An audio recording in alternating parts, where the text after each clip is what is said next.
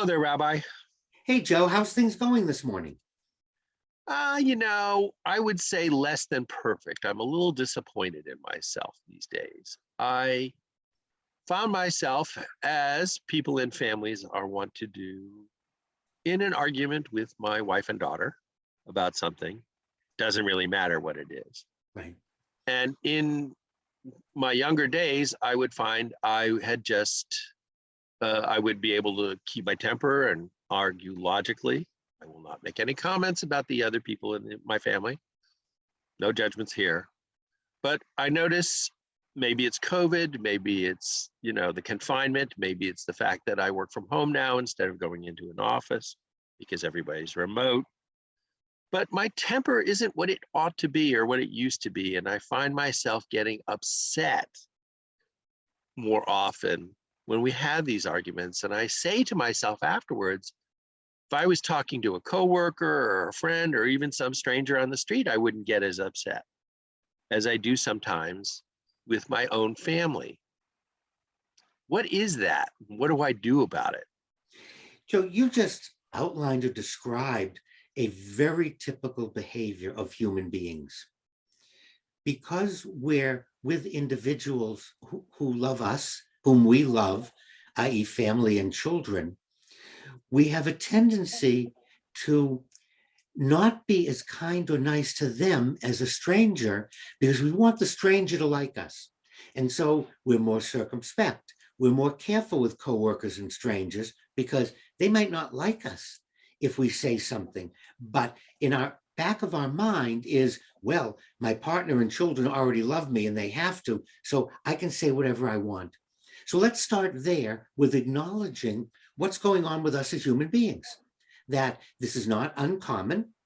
And the only, no, not the only way, but one way to start is by acknowledging that's what's going on, is I'm taking my family and my closest friends for granted because they're going to love me unconditionally, even though I'm a real jerk or even though I say stupid things.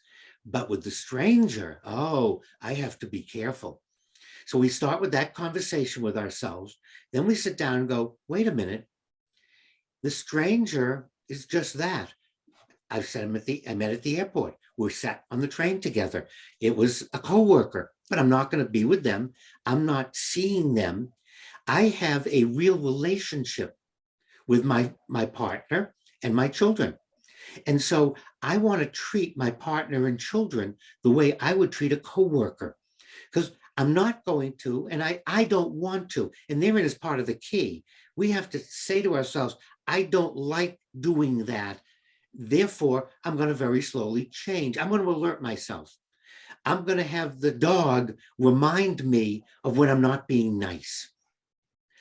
I'm going to have some flag of some kind so that I can, a referee, like in soccer where they hold up a red card or an orange card, or in a football game, they blow the whistle or they throw down a flag. Oh, there's a flag on the play. You're going to create your own flag on the play. You're going to find something that alerts you before it spirals out of control. And that's important because it will spiral out of control. It does. And then to blame ourselves for that isn't helpful. It doesn't do anything.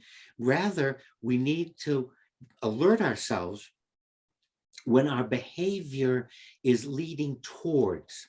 And we also want to remember other people cannot make us happy, sad, angry. What happens is they present something and we respond to what's presented. And we respond with anger. We respond with resentment. We respond with love. So it's our response to the external stimuli that is causing what's happening. They're not causing my anger or my resentment. So again, we want to stop and say, my partner said this, they're right. And these behaviors is annoying them. And I don't want to admit that, confront it, or deal with it. So I use my anger. And we see that on the international stage We see that with politicians, with diplomats, getting angry and yelling and screaming. And once that yelling, screaming, and anger starts, as we watch, we need to say to ourselves, gee, they were presented with something that touched them. Maybe it was true. Maybe it reminded them of their childhood. Maybe it reminded them of a behavior they don't want to be reminded of. And if we can stop and do that to ourselves, we will then slow down the anger and we'll go, yeah, she's right. He's right. The kids are right. The dog is absolutely on point. Yep. That reminded me of a behavior that I'm ashamed of. And rather than confronting it, I'm going to use anger as a barrage, as a smokescreen. And that's very common with alcoholics and addicts when the partner says, you're out too late, you've been doing too much drinking. The person starts screaming, look how filthy the house is, you don't cook food. And they start yelling and screaming to deflect because they know what the person's saying is accurate. You're being mean. You're being mean to me.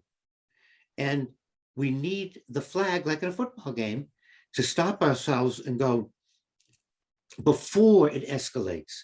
Sometimes I find that I'm getting upset because I'm being yelled at or complained at. Mhm. And I think to myself, it's not fair. I'm trying my best. I'm doing what I can to be the head of the household. Oh, that was a wrong term. To be the good dad or the good husband. And I have to remind myself that they're just not seeing that. And how do you deal with that? No, you don't have to remind yourself. No, don't remind yourself. We want to go back to basics. Life's not fair. Somehow we got the Disney view of the universe instead of the Brothers Grimm.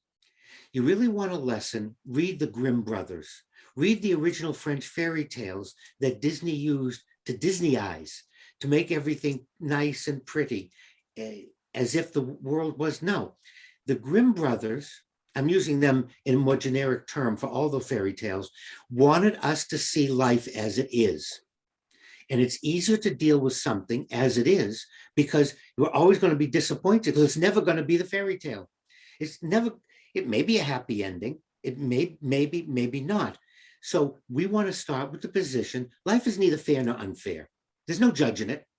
Cancer cells don't go around saying, oh, I'm going to get that person or I'm going to get them. No, nothing is about fairness.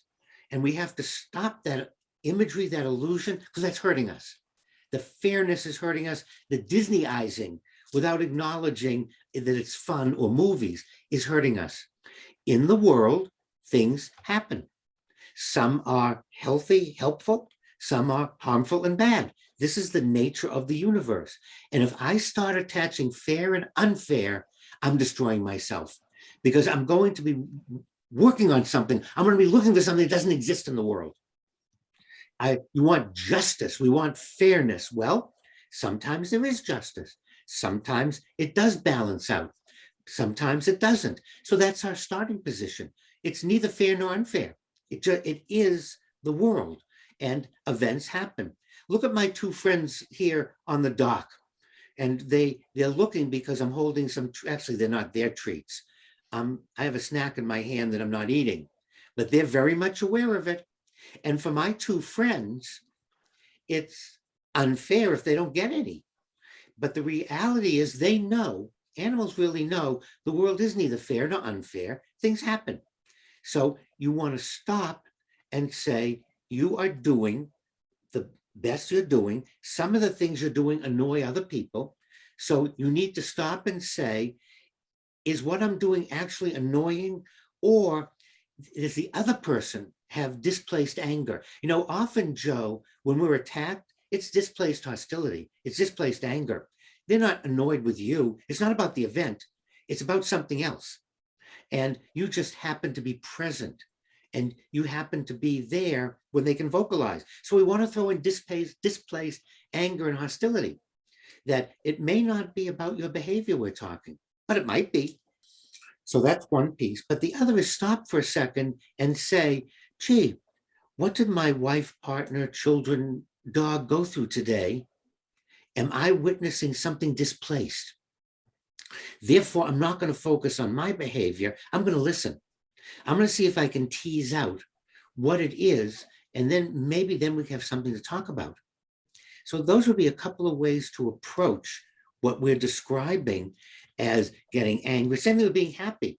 Why do some people make us happy and other people make us sad? It's how we respond to what they present to us. That's what I want us to focus on. Well, thank you very much, Rabbi. Words of wisdom as always. I will focus on all the advice you give me, as I always try to do, and keep it in mind. And I'll let our new family dog help me keep an eye on myself. And dogs are wonderful, loyal, faithful companions. And we owe them the same respect to be loyal, faithful, and not do things that abuse them or hurt them, so that we can have this meaningful relationship. They're very calming. Okay, but he's still not going to get my corned beef sandwich. And they're not going to get my chocolate chip cookie. I'll give them a dog treat instead.